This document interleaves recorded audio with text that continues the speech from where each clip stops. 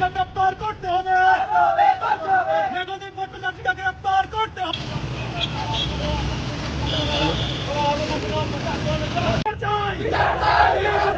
বিচার চাই,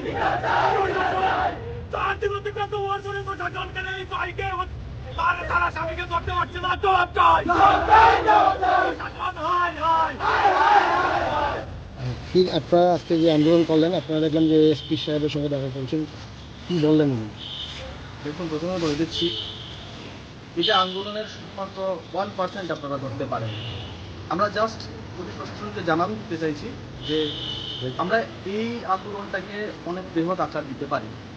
তবে আমরা সচেতন নাগরিক হিসাবে আমরা পুলিশ প্রশাসনকে সেই সময়টা দিতে চাই যে সময়ের ভিতরে ওনারা এই আসামিদের অ্যারেস্ট করতে পারেন, সেই সময়টা আমরা ওনাদেরকে দিতে চাই। আজকে আমরা আমাদের মাননীয় এসপি স্যারের সাথে, দিনেশ স্যারের সাথে এখনই দেখা করেছি। উনি আমাদেরকে আশ্বাস দিয়েছেন যে এই বিষয়টা উনি নিজে দেখছেন। এখানে উপস্থিত ছিলেন ধর্মনগর থানার ওসি মহোদয়া এবং এসডিপিও স্যারও এখানে উপস্থিত ছিলেন। ওনাদের সাথে আমাদের কথা হয়েছে এবং তিনি আশ্বাস দিয়েছেন যে খুব শীঘ্রই যারা এই প্রসেনজিৎ সরকারের এই ঘটনার সাথে জড়িত, যাদের কারণে প্রসেনজিৎ সরকারের এই অবস্থা, যাদের কারণে তাদের পরিবারের এই অবস্থা, তাদের অতি শীঘ্রই তাদেরকে অ্যারেস্ট করা হবে, এতটুকু আশ্বাস আমরা স্যারের পক্ষ থেকে একটু পেয়েছি। পরবর্তী পদক্ষেপ আপনাদের কী হয়?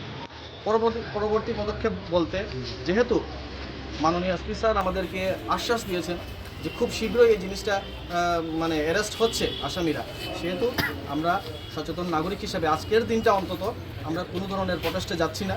আমি সবাইকে অনুরোধ করব আপনাদের মাধ্যমে, আজকের দিন আমরা পুলিশ প্রশাসনকে মুক্ত ছাড়ছি। ওনারা আজকের দিনের ভিতরে যেভাবেই হোক প্রসেনজিৎ সরকারের এই অবস্থার জন্য দায়ী যারা, তাদেরকে অ্যারেস্ট করতে হবে। এবং যদি আজকের দিনে অ্যারেস্ট না হয়, আগামী দিনে আমরা এটা বলে এসেছি যে আমরা খুব সাধারণ মানুষ, আমাদের ক্ষমতা নেই সবাইকে আটকানোর। এখানে সবাই নিজের সত্তা নিয়ে এসেছেন, এখানে মানবিকতা নিয়ে এসেছেন, আমরা সবাইকে আটকাতে পারবো না। এই যে আপনারা যে বলছেন এই যে আন্দোলনটা আমার না, এটা সবার আন্দোলন। কে কি করবে, কি হবে তা আমরা নিজেও জানি না। আমরা স্যারকে বলে এসেছি যে আমাদের যতটুকু সামর্থ্য আছে আজকের দিনের ভেতর পর্যন্ত আমরা এই আন্দোলনকে এবং পুলিশ প্রশাসনকে সময় দিচ্ছি যে ওনারা যাতে এই ঘটনার সাথে জড়িতদেরকে খুব শীঘ্রই অ্যারেস্ট করে মানুষের সম্মুখে নিয়ে আসেন। কারণ এই বিষয়টা আজকে প্রসেনজিৎ সরকার বা প্রসেনজিৎ সরকারের বাড়ির কথা না, এটা প্রত্যেকটা ঘরের ব্যাপার, প্রত্যেকটা এই সমগ্র ত্রিপুরা রাজ্যের ভারতবর্ষের মানুষের এটা একটা আবেগ হয়ে দাঁড়িয়েছে। তাই আমরা আজকের দিনটা আমাদের এই আন্দোলনকে স্থগিত রাখবো এবং কালকে সকালের ভেতরে যদি আমরা কোনো রেজাল্ট না পাই, তাহলে আমরা আরও বৃহত্তর থেকে বৃহত্তর আন্দোলনে যাব, এটা আগে থেকে আমরা জানানো হচ্ছে।